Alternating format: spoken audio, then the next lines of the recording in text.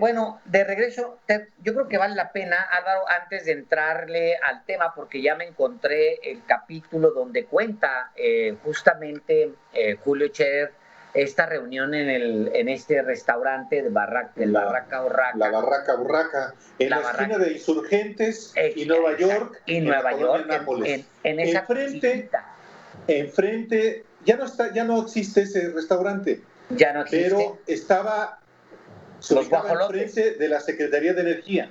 Claro. Y de ahí se pasaba Calderón y todos los amigotes al bar La Barraca Urraca. Eso es público también, ¿eh? Sí, claro, ¿no? Bueno, te lo cuentan los reporteros de La Fuente.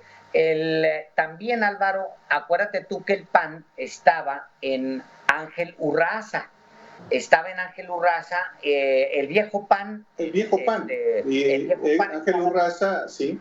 Exacto. En esa como casona, yo ahí entrevisté a don Carlos Castillo Peraza. O sea, si te estoy hablando 93, yo creo 93, mediados del 93, era el presidente del PAN y Felipe era el secretario, exactamente, su secretario general. En esa vieja casona dejó de ser sede nacional del PAN en el 2000. Precisamente cuando gana Vicente Fox la presidencia en el 2000, todavía estaba no concluido el edificio que hoy está en el eje Coyoacán y eje Popocatépetl en Coyoacán, que es este enorme mole que más bien parece mausoleo hoy, pero esa es la sede nacional del PAN, y tú hablas de la sede del PAN que estaba ahí mismo en la Colonia del Valle. Una casona, ¿te acuerdas? Sí, cómo no. Sí, me acuerdo haberte visto, tú ya bastante mayor, ahí pues eras el más grande de todos los de La Fuente. Yo era un niño, básicamente llegué casi con mi mochilita atrás, venía llegando y ahí, mire, ese es don Álvaro, es el decano de La Fuente, decían en esos años, en los 90s. Desde los 80 ya eras el decano. El decano era de la cobertura del Partido Acción Nacional, un ex reportero de Proceso, era de Proceso en ese entonces, Gerardo Galarza. Era el maestro Galarza, es cierto. Pues el episodio tú te lo conoces, Álvaro, es una narración que hace Espino, donde pues él va dibujando a un Calderón con muchas debilidades, un personaje con también constructor de historias para justificarse. Él cuenta, por ejemplo, momentos en los que él se inventa grillas para acusar y para quitarse enemigos. El mismo Espino denuncia en su momento que le inventa a Felipe Calderón con otro asesor una grilla para podérselo quitar de encima, y justamente es esa la grilla que le reclama Álvaro. Sí, digo, yo tengo este libro, este es mi libro, es un libro que publiqué en 2007, en el primer año de Felipe Calderón, pero es un libro que ya documenta hasta qué punto Felipe Calderón fue capaz de hacer lo que fuera, con tal de hacerse del control del PAN, cómo lo envileció, pues como envileció el gobierno. Pero, volviendo al libro de Julio Scherer García, Calderón de cuerpo entero, efectivamente describe a un personaje, no solamente tal como al propio Calderón lo describió Carlos Castillo Peraza, le llamaba un tipo inescrupuloso y desleal a principios y a personas. De hecho, Carlos Castillo Peraza, a pesar de que fue el gran impulsor de Felipe Calderón, fue ingrato, lo maltrató, lo mandó inclusive al exilio. Y Carlos Castillo Peraza publica una carta, le envía a Felipe Calderón una carta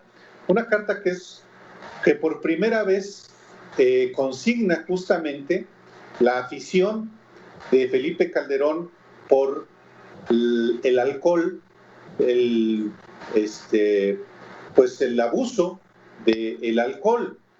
Estoy justamente en este momento identificando la carta que yo publiqué en la revista Proceso, justamente de esta carta que describe justamente quién es Felipe Calderón. ¿Te parece que le doy una repasada rápidamente, sí, claro, a esta parrafada y luego nos vamos a esos párrafos? Simplemente porque hoy salió esto. Él me empieza está contando Scherer en la voz de este expresidente del PAN, que por cierto es de Durango y vivió mucho tiempo en Ciudad Juárez, ella tiene familia. Cuenta que Calderón estaba armándole una grilla en la que lo acusaba de promover, que se promovía como posible coordinador parlamentario de la Cámara de Diputados en caso de que él se lanzara como candidato al gobierno del Estado. Era un chisme que había promovido Calderón, pues para dañar la imagen de Espino. Le propuse que platicáramos. Es la voz de Manuel Espino. Le propuse que platicáramos. Me invitó a cenar en la Barraca Orraca, un restaurante ubicado en Insurgente Sur y Eje 5. Era cliente del establecimiento en el que asistían regularmente con sus amigos, Juan Camilo Muriño, Alejandro Zapata, Francisco Blaze, Cuauhtémoc Cardona y Jordi Herrera. Instalados en el Barraca, solos, pedí a instancias de Calderón la primera bebida, y luego otra, y otra.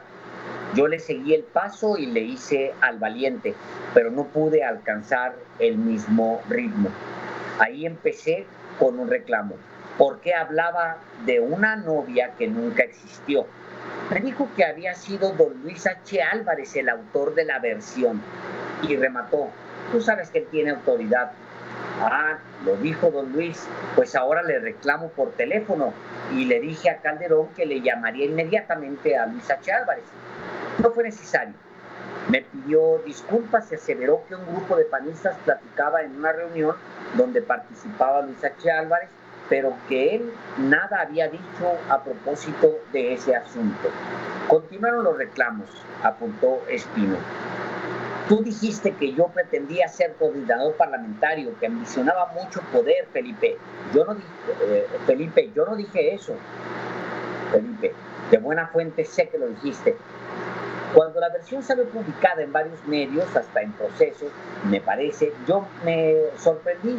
Llamé a Jordi Herrera, su agregado de prensa en el grupo parlamentario, para indagar de dónde provenía la versión que yo me apuntaba como relevo de Calderón en caso de que fuera candidato al gobierno de Michoacán. Herrera admitió que Felipe le había dicho que soltaran la versión, que Felipe le había dicho a Jordi que soltaran ese rumor. Fue Jordi el que me lo contó, Felipe, le reclamó Espino. Yo no le tengo confianza, es un muchacho mentiroso, dijo Calderón. ¿Me crees? Sin más, le hablé a Jordi y le dije que en esos momentos me encontraba con Felipe Calderón, quien reclamaba mi autoproclamación en el PAN. Jordi, tú me dijiste que él lo dijo, ¿es así o no? Jordi asintió. Te paso, Felipe, por teléfono. Continuaron la discusión larga, tal, y en eso empieza también a reclamarle que él decía que culpaba al entonces presidente del PAN, lo culpaba de no hacerle caso a Margarita, de no atenderla, de ignorarla, y en eso que se aparece Margarita Zavala.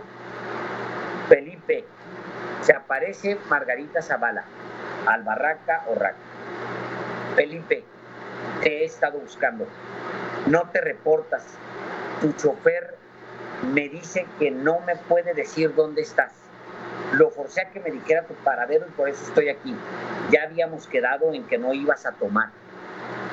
Perdóname por haber venido a platicar con tu marido, Margarita. Ya hemos hablado. Te ofrezco una disculpa. No era esa mi intención. No te preocupes, Manuel, respondió Margarita. Discúlpame, pero ya estás aquí, Margarita. Y ya continúa, tal. Ese es un episodio. de todo lo que viene en este libro, Álvaro.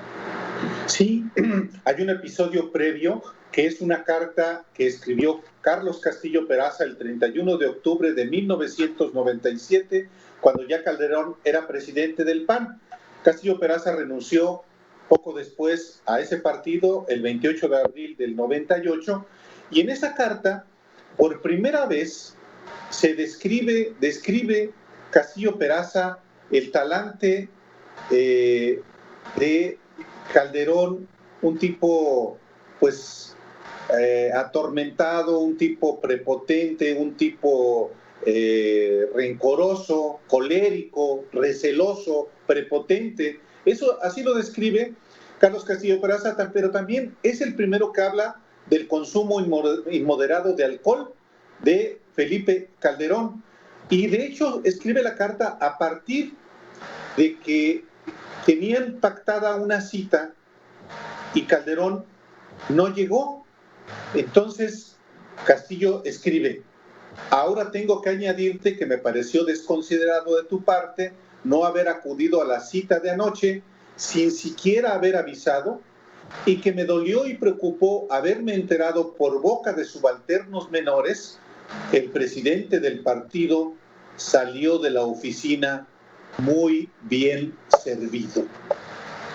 Castillo Peraza se refiere con este eufemismo a la borrachera de Calderón y usa otro para eludir a otras francachelas, como se enteró en una reunión privada en Cocoyoc, Morelos, donde le llamó la atención, le dice Castillo Peraza en la carta, un tema reiterado de conversación, el de las aventuras más que frecuentes, etílicas y demás, de algunos de tus colaboradores. Y apunta: entendí o creí entender entonces por qué la vida comienza después de las 10 de la mañana en el Comité Ejecutivo Nacional.